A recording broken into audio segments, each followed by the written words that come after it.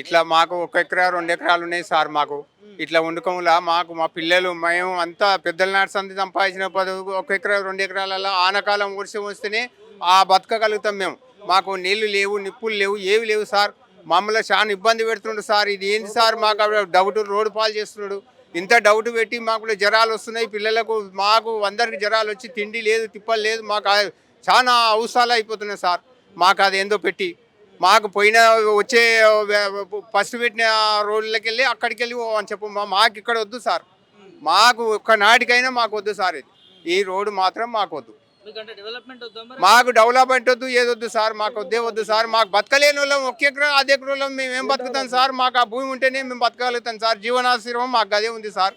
మాకు ఏ ఆటాంటి వద్దు సార్. మాకు ఏ డెవలప్మెంట్ మాకు వద్దు, ఏది వద్దు. మాకు 1.5 ఉంది సార్. 1.5 మాకు అందరికి ఇట్లకెళ్ళి అంతా బుడ్డోళ్ళమే. ఎంత 1.5 2 ఎకరాల వాళ్ళం సార్.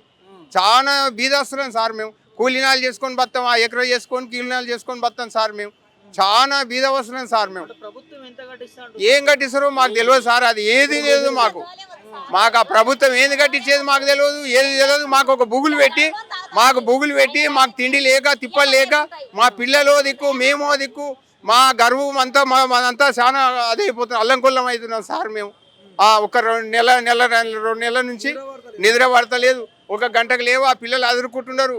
వీళ్ళు మేము టెన్షన్లో పడి ఒక తిండి తింటలేరు, తిప్పలు వేస్తున్నారు. అంత అవసరంలో ఉన్నారు సార్. మేము మాకు పొలాలు పోతామని చాలా డౌట్ ఉండి నిద్రాలు లేవు, ఏది లేదు సార్. మాకు తిండి లేదు, తిప్పలు లేదు.